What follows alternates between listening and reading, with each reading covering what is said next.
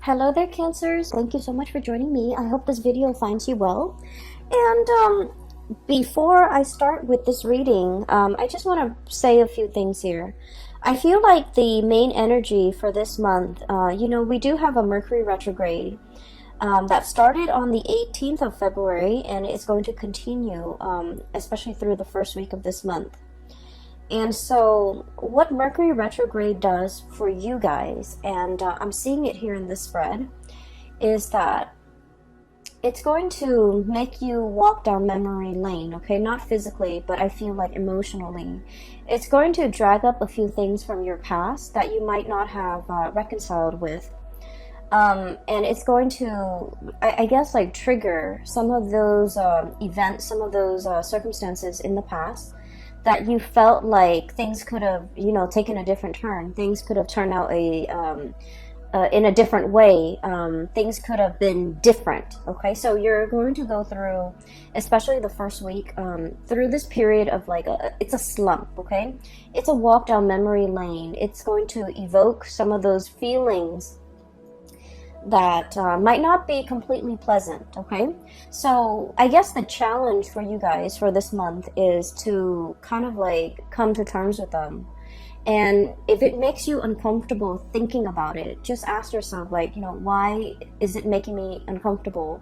Why am I suppressing it? Why am I not I guess, why am I not able to release it? Why does it make me feel comfortable every time it comes up? Okay, so I feel like you have some murky waters that you need to kind of plug up your nose and just kind of brace for impact and just walk through. And once you go through that process of emotional purging, you're going to realize that, you know what, they're just thoughts, they're just words, they're just events in the past. They can't really hurt me anymore. The whole concept about discomfort is coming through. Discomfort, displacement, no longer being in an environment where you feel familiar, where you feel safe. Not that it's you're unsafe in a physical way, but it's sort of like you have changes that are brewing, you have changes that are coming. And so you kind of need to kind of purge this emotional past so that you can kind of move on and meet and face your future head on. Does that make sense? So the whole concept about discomfort comes up, and it's every time there's a thought, every time there's a situation, every time you think about a person, and if it triggers you in a way where you feel uncomfortable, you kind of need to ask yourself, why does it make me feel so uncomfortable? Does it reveal a weakness within me that I need to be aware of?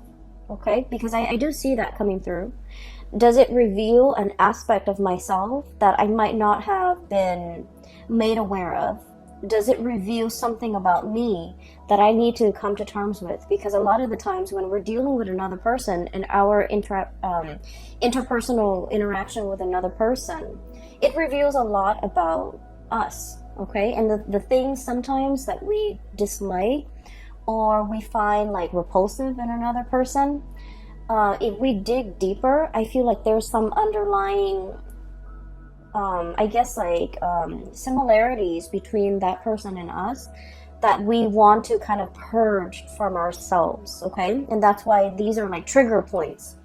And so realizing, why does that person make me feel so uncomfortable? Why was that situation so uncomfortable for me to think about? Will really help you. It's like you have an aversion for something, you don't want to think about it, but actually thinking about it, sorting through your feelings, sorting through how you feel about the situation, and what within you is being, I guess, triggered or poked at or prodded at. I'm sensing that it will reveal a lot to you about, letting go of this or purging this or really understanding yourself and why these things have been such trigger points for you in the past. Okay, so I would say the first week of March, it's not going to be completely I want to say smooth. Okay, on the emotional front, I don't feel that it's going to be smooth. However, as we progress through the month of March, you're going to be in a much better frame of mind, and you're going to feel so much better, so much lighter, and the purging needs to happen in order for you to feel lighter. And I feel for many of you it is emotional purging. For many of you it is like physically purging belongings, stuff that has accumulated, okay? Ways of dealing with people, or even like unhealthy coping habits that you've been resorting to as well. So I do feel like there's a lot here to be said about growth, about self-awareness, about really understanding yourself and realizing where your strengths and your weaknesses lie, so that you can work to fortify your weaknesses and you can work to enhance your strength. Okay, so it's all about self-care, it's all about self-awareness, it's all about, you know, grooming the self in preparation for all the really wonderful good things that you have coming for you. So the way that I look at this reading, it seems like this, okay? Honestly, everything that is over here is phenomenal, okay? We do have these two cards that they're coming out very early on in the spread, so I feel like their energy can feel a little bit heavy. So these are emotionally heavy cards. And then if you can, you know, find yourself kind of like bouncing above this or overcoming this, everything here looks very promising. All right. When I was shuffling out this spread for you, I saw an image, and it looks to me like a gas station back in the 60s, 70s. So I see this young man, he's driving like an Oldsmobile. Like it's a really, really old car, but he painted it red, and you know, he takes really good care of it. He's giving it like premium grade gasoline, and he's very young too, so he looks like he's about 20, and he's wearing like just it's not super clean, but just a white simple shirt, and he's wearing like, you know, pants and suspenders. He's got a little hat on. So he's like polishing the car, he's putting gas in it, and it's like it's very shiny, it's shimmering. It seems to me like it might be a car that his dad passed down to him or his grandpa passed down to him. But either way, I feel like, you know, for someone who's so young, he has such a beautiful car. It seems like it's passed down to him, and so it has sentimental value. So he's at a gas station pumping gas. And then there's another man, older, possibly in his 50s, kind of haughty, kind of like stuck up looking.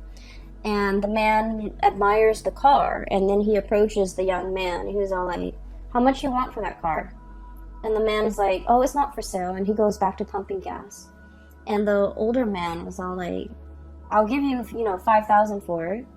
And the guy was like, "Sir, it's not for sale." And he goes, "I'll give you, you know, 6,000. He goes, "No." And then the guy keeps upping the price, like 7,000. And the young man tries to ignore him. And the older man, he's kind of like getting kind of upset, feeling like he's ignored, feeling undermined, feeling like, you know, "Why don't you want my money?" Things like that. And so I feel a little bit of a standoff, like a little bit of a confrontation between these two people. And it's done in a very subtle way. And the older man is thinking, well, everyone has a price, you know. There's a price for everything. And then the young man just keeps ignoring him, and he goes about his business, wiping the car, and while the gas is filling up. And the older man is all like, well, everyone has a price. He tells the young man that, and the young man was all like, "This is not for sale." Or, you know, like, "I'm not for sale," or "I don't have a price." Okay?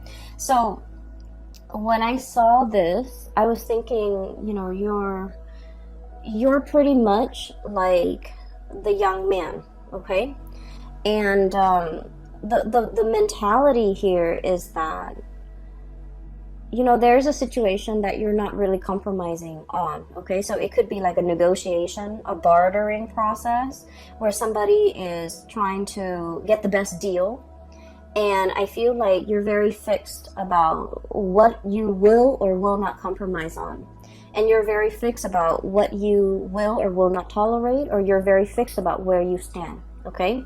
It's like, I will not budge from this position. So it's very much about defending your territory, not letting people walk all over you. But at the same time, the underlying message here is you're staying true to yourself, and you're realizing there are some things that money really can't buy, okay? And so when I saw that scene, I feel like the energy is played out in both of these cards. So first of all, we have here the Ten of Swords and the Seven of Pentacles. And let me talk about these two cards in tandem, because I feel like for many of you, you're going through this very reflective, introspective mode, and you're trying to, you're looking at events from the past. You're looking at everything that you have done, okay? He's got a broom in his hand. Little red broom right there, and it's like cleanup, okay? Major cleanup, major repairs, major like overhaul, okay? Like I feel like it's cleanup, cleaning up the pieces of your life, cleaning up a situation that has gone astray, cleaning up a situation that has gone awry, cleaning up after a potentially like an aftermath of some event that was not completely desirable, okay? Cleanup is messy. Cleanup is, no one wants to do it, honestly. And so I feel like there's a situation here where something needed to be cleaned up. And you've gone through that process of cleaning up. And you're sitting still, contemplating and trying to figure out, what was that all about? What could I learn from it? Why did it happen? Why did these events happen the way in which they did? And, how do I ensure that it doesn't happen again in the future? I feel like there might have been a falling out, okay, between you and another person. I have here the Ten of Swords. And the Ten of Swords is sort of like being very hurt by the actions and the words and that somebody, it's like somebody saying something or doing something to you that is very, very hurtful, okay? And with the Ten of Swords, it's like, whoever that's launching the swords, they had 10 tries and they hit the target every single time. So it feels like it's very personal. It feels like very directed. And it feels like, I feel like somebody really hurt you. Somebody might have said things that really triggered you. Somebody might have aimed for your weak spot. Somebody might have, kind of like hit below the belt or targeted you in a way where it was very directed, it was very purposeful, and it was done in a way that was like, there's no coming back from it. There's no way to say, oh, I'm sorry, and make the situation go away. There's no reviving this situation. There's nothing that anyone can do now to make all the pieces come back together. And so I feel like there was a situation in your life that has, ended, and it ended in a pretty crappy way. And so you're looking at the aftermath. You're looking at, why did this person do what they did? Why did they behave in such a manner? What did I do to deserve this? And are they aware of how much they've hurt me?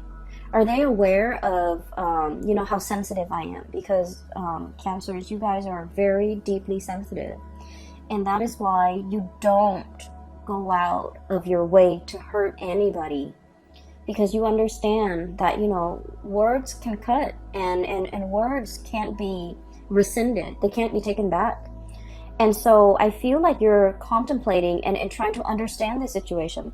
Why did they say such hurtful things? Why did they do what they did?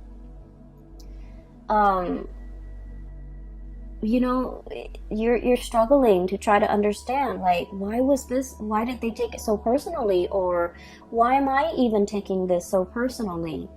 And what you have to understand, though, is I feel like, there was a situation here where somebody's ego was at stake. Okay, somebody's like, somebody either felt very ignored, somebody either felt very undermined, kind of like that man, it's like, I'm here, I'm trying to make you an offer, and you're not even listening to me, you're turning away, and things like that. And I feel like you were dealing with somebody, and whatever you told them, they couldn't take no for an answer, okay? It's like telling them no multiple times. And you guys in general are not super assertive. But when you say no and then they refuse to acknowledge your no, or they refuse to accept it, I feel that, you know, you start to ignore it. And then I also feel like this person was like fighting for attention. This person wanted to be the center of attention. This person wanted to make themselves heard. This person felt ignored. They felt overlooked. They felt like it was really affecting their ego. And so whatever was directed at you, it has nothing to do with you. It has everything to do with them and their insecurities. Okay? Not being able to hold their own, not being able to, you know, talk to you like an adult, not being able to kind of approach you in a serious manner and in the spirit of, you know, resolving things rather than just blindly attacking you. So I feel like there is a situation here, and no matter how much you try to you know, kind of like go over the events in your head, I feel like there wasn't another way, that there wasn't another outcome that could have come out of this. You did what you had to do, and I feel like whatever, you know, toxic venom that was thrown at from the other party, I feel like they did that out of a space of weakness, and they would have done this to anybody and not just you. But they felt like they were being ignored by you. They felt like you weren't giving them the time of day, and it really upset them, and that's when they kind of spew venom. And so looking at the situation, the best thing to do is not to try to understand another person's motives, okay? A lot of the times we want to give somebody the benefit of the doubt. We want to, you know, believe that, well, people are all kind and sweet and helpful. But I feel like in this situation, it's stirring some really, really deep-rooted insecurities within the other person. And so their emotional reaction was not rational. And so trying to, you know, understand it, trying to make sense of it, I feel like it might not be the right way to go about it, okay? Like, why did they say these hurtful things to me? Why did they behave in that way? And their actions was not coming from a space of rationality, so don't try to wrap your head around it, okay? It doesn't make sense. Does that sound like I'm making sense? So, aside from this little tidbit, I feel like it's a conflict. It's done and over with. There's nothing to be repaired, okay? Nothing can be done. Nothing can be repaired. Nothing can be fixed. Nothing can be salvaged. So it's a done deal. And because it's a done deal, we kind of need to move on, okay? So 10 of Swords. This is an ending here. A major relationship, a major situation a major phase in your life even, has kind of like ended. You're doing the cleanup. You're dealing with the aftermath. You've already cleaned up. You've already kind of like moved away from it. But I feel like, you know, every now and again in the first week of March, memories will get triggered. Events will trigger and bring you back to that emotional space. And don't try to make sense of it, okay? Do your cleanup. Resolve the situation within yourself and move past it. Because what is right behind you and you're kind of turning your back to is, we have the Ace of Wands, and then we also have as well the King of Swords, okay? So this indicates to me a lot of new energies that are in store for you that you need to be facing head on, okay? The Ace of Wands usually indicates some type of a new project, something that is very phenomenal, something that you can kind of like carry into your future with you. It's the Wands energy is a torch, okay? It's like something that is exciting and fun and passionate, and you know, you're gonna feel very committed and very driven. A lot of the times too, it's like a whoosh, like a really fast, swift energy that denotes changes, forward movement, momentum, and it happens really, really fast. So while you're mulling over this situation, if you're too caught up in the past, this opportunity might slip you by. So you need to be very quick on the uptake, and you need to be physically looking at it, reacting to it, and grabbing it right when it comes in. Because like I said, this is very fast, and it's is in an element that is counter to yours. It's a fire energy. You're a water sign, and so you need to be very decisive, okay? And the King of Swords, this is a message here about, you know, being very, very discerning and being very decisive. Let's be honest, Cancers, I feel like decisiveness is not really your strong suit, okay? And the best way that I can explain this, and I don't know if you might relate to this, but what I feel is like with the Cancerian people, you know how if you look at the night sky, right, every night the moon, it changes its shape, okay? So it's like it grows bigger and bigger from a crescent moon into a full moon, and then it waxes, right? It reverts back to a crescent shape, and then it disappears. And so the phases of the moon changes, the shape of the moon changes from one night to the next. And I feel like with Cancerian people, you know, you're ruled by the moon. That's your ruling planet. And it can be a little bit frustrating to really figure out what you want, to really be 100% sure about what you want. Believe it or not, other signs don't have the same problem. They're very decisive. They know with every fiber in their being what they want to do, what they want to say yes to, what they want to accept. But I feel like for you guys, figuring out that 100% certainty has been like an uphill battle. And I feel like even when you really want something, you're never 100% sure.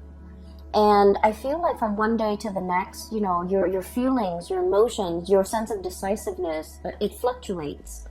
And so there might have been like a lot of opportunities where you're kind of like mulling things over, and then before you know it, the opportunity slips you by.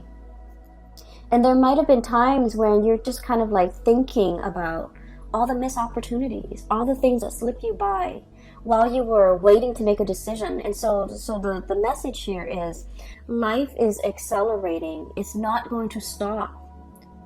And life is not going to put itself on hold on account of any human being, on account of a mortal. Life happens. We need to roll with the punches. And so taking the time to mull things over is definitely, you know, something that everyone should do. However, I feel like there has been missed opportunities, multiple missed opportunities. While life was throwing you curveballs, while you were distracted with other things, I felt like the more important things really slipped away. And so for the month of March, we are reminded here with the King of Swords, this is an energy about being decisive. This is sort of like looking at the past and just realizing, you know what, that doesn't serve me any purpose, wallowing in self-pity, I'm going to cut that off. And using that sword of truth here and slicing that out. And then looking towards the future, here's a good opportunity for me that will make me tremendously happy. Queen of Cups, look how ecstatic she is. This is kind of like finding that space of perfect equilibrium where you're feeling very emotionally hopeful and happy and satiated, and you have all your needs met.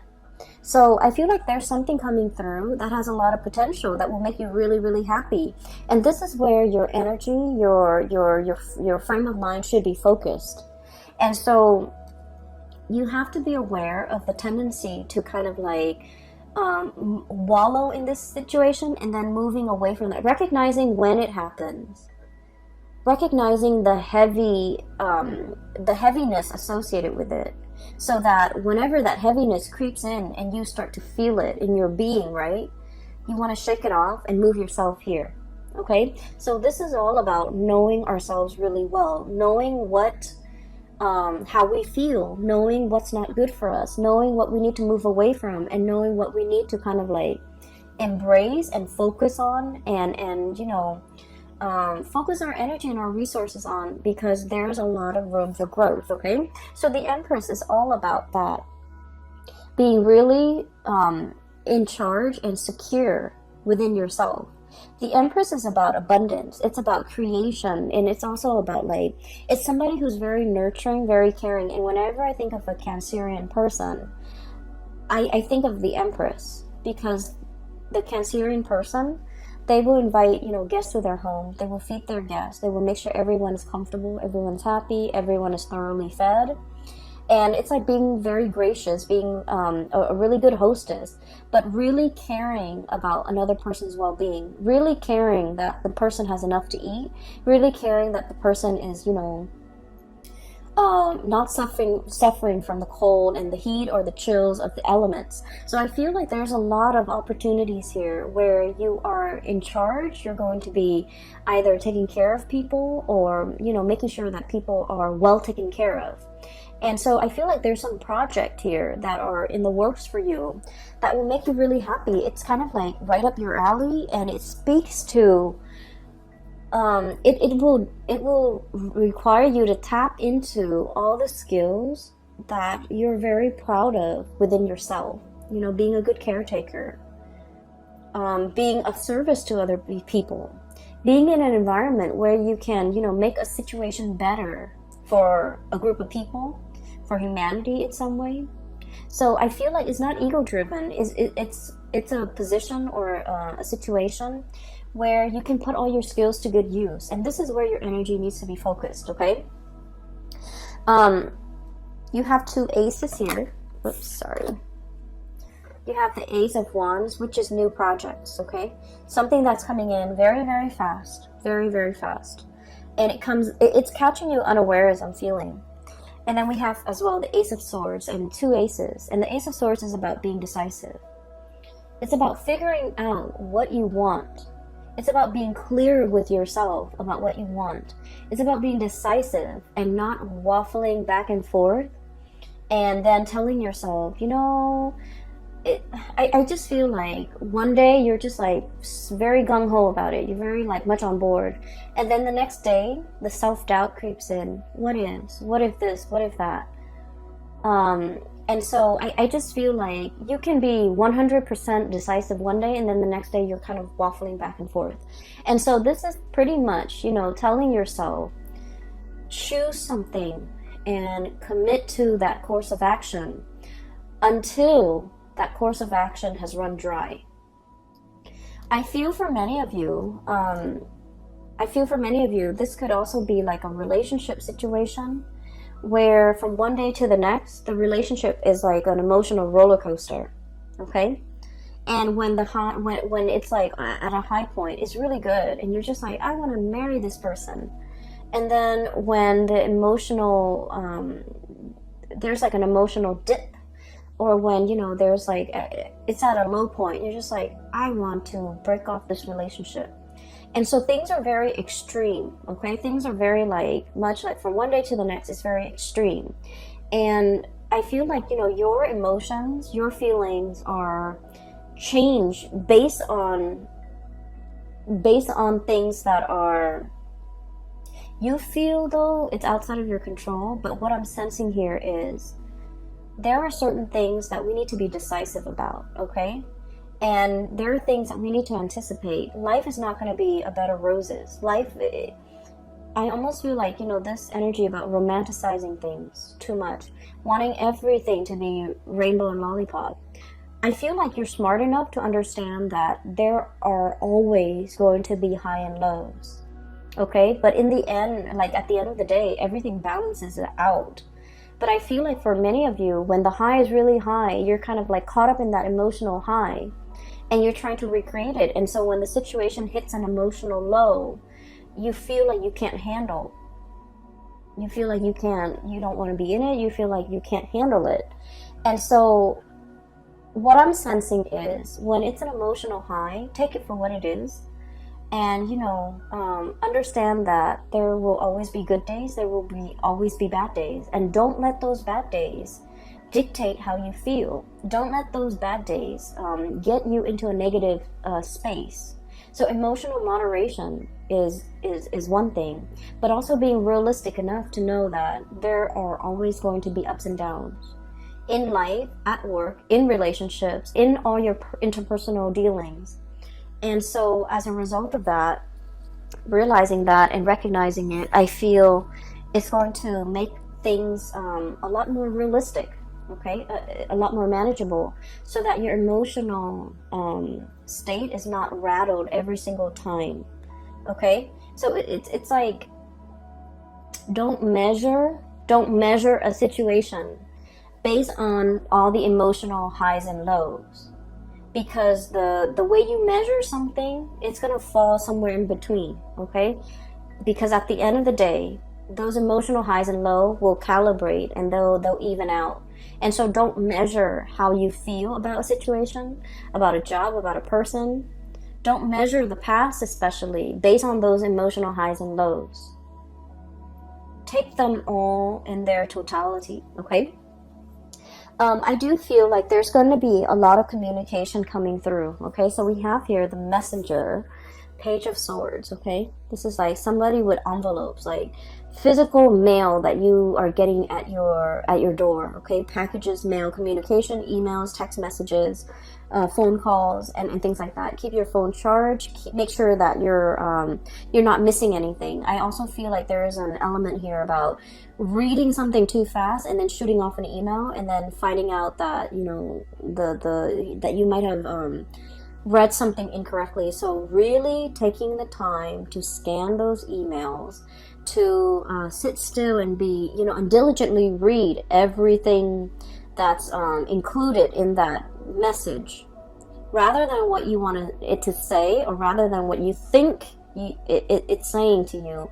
Read what it's really saying, because I feel like it's almost like I'm seeing a message where somebody is saying like either or, like, do you want to do this? If not, you want to do this instead. And then all of a sudden your mind clamps on to the first thing that you see, and you're just like, oh, I want to do that. And then, so I feel like, you know, there's a fixity, like a fixedness when it comes to reading what you think you want it to say, rather than what it's really saying to you, okay? A lot of the times during the Mercury retrograde period, the shadow, we're going to leave the shadow period completely by, I believe that it's the 11th or the 15th, I can't remember, I didn't keep track of it this month. But what it does is that when the Mercury retrograde cycle is happening, Mercury, the planet that facilitates communication, mental processes, processing information, and so forth, is not in the sky. It's working its way backwards. And when it's not there, we have to be extra diligent about doing our part to make sure communications don't happen. So that means we need to scan emails. We need to read it twice. We need to make sure something is sent. We also need to make sure that we don't miss messages or important communication that's coming through. We also need to make sure that when we say something, we explain ourselves so that other people don't misconstrue what we say. And so I feel like it's an important time to, you know, take that extra protective measure to make sure that you're reading what is really on the page, not what your mind wants to see, okay? And so there's a lot of important communication, very, very, very important communication coming through. And it's linked up here with the Wheel of Fortune. So Ace of Swords and the Wheel of Fortune. And the Wheel of Fortune it's a major arcana card. It's a big deal, and it's a really, really good card. It's basically telling you your luck is turning for the better. And it's basically telling you one major cycle of your life is coming to an end. And the wheel is turning so that something new is coming in, okay? This is a major life-changing type of a month for you. And you have a lot of executive decisions that you need to make. You need to be very decisive. And you need to verbally, I'm hearing this crowing of the rooster. You need to very, very physically, verbally tell somebody how you feel. This could be like, you know, no, leave me alone, or no, I'm not for sale, or no, this is not what I want, or no, this is something that I want. So whatever it is that you need to say, I feel like you need to verbally say it. You need to, you know, state your intentions. You need to be able to not only think about what you want and feel what you want, but you need to be verbally able to state exactly what you want and to be very decisive, okay? For those of you who are going through like any type of a situation where you're kind of like put on center stage and you have to defend your stance, or you have to make a speech, or you have to do a presentation, or you have to, you know, persuade somebody, or even get somebody to come around to your point of view, you have kind of like that golden chalice. You have the gift of the gab, and you have the power of persuasion, okay? And so there are a lot of messages that are coming through, and a lot of like communication that will be front and center for this month. Make sure that we are stating our intentions very, very clearly. The last part that I do want to talk about here is we have here the Seven of Wands. And the Seven of Wands is, okay, so let me just talk about this. You and Libras and Pisces, this is an energy of assertiveness, okay? Cancers, I feel that you, Libras and Pisces, are like wildly inoffensive. Very, very inoffensive. So that means that you don't want to rock the boat. You don't want to upset anybody. You guys are really, really nice. And I feel like, you know, you would never go out of your way to make yourself kind of like center stage, okay?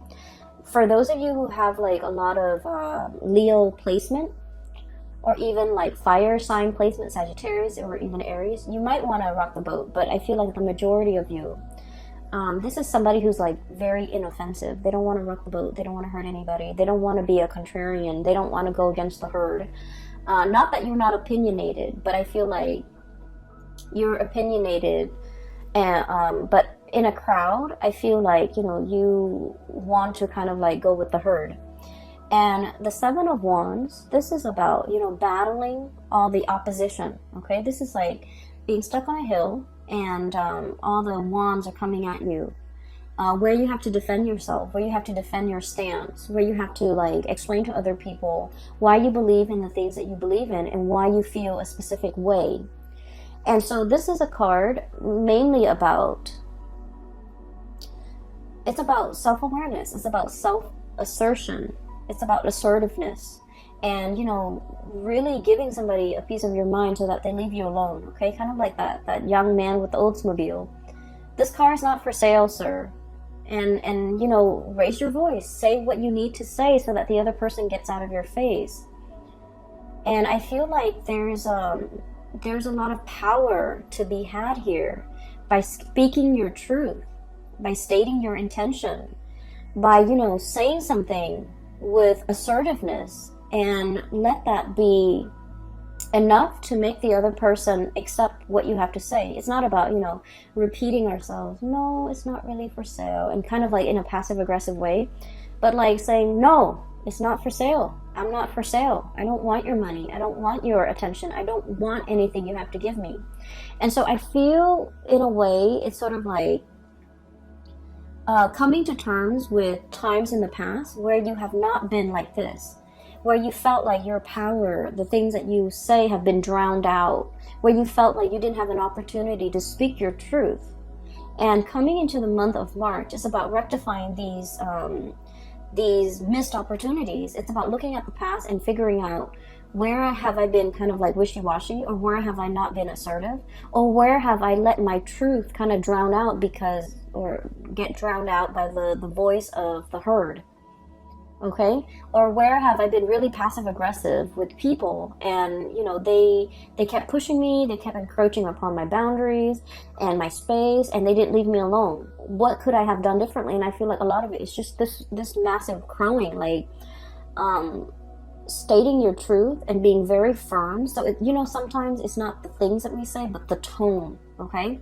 So like having a very firm stance, and you can't have a firm it's like you can't say something firmly and with conviction unless you feel it in every fiber of your being. You have to feel something a certain way. Like you have to feel it, and you have to feel that conviction before you can stand in front of a crowd or stand in front of an opponent to be able to tell them, you know, back off, okay? So this is about reclaiming your space, and this is about reclaiming you know, your sense of self, knowing yourself well, knowing what works for you, and defending that, okay? I feel like for many of you, there might have been a relationship situation here where somebody might have said some mean things, okay? And I feel like, you know, there's no going back to it, okay, Cancers? There's no going back to it. It's Ten of Swords here. And then Ace of Swords. It's about cutting off. It's a severance. It's done and over with. We can't really go back to it. Many of you have freed yourself from potentially someone who's like verbally abusive, and you're in a state where you're very happy, and I'm really glad to see this for you. And so keep doing you and focusing on that, and focusing on how to move your situation forward. So we're focusing on movement, and we're trying to move away from these two cards, which denotes to me, you know, like mulling over the past, trying to justify it, trying to make sense of it. And you want to focus your attention here, okay?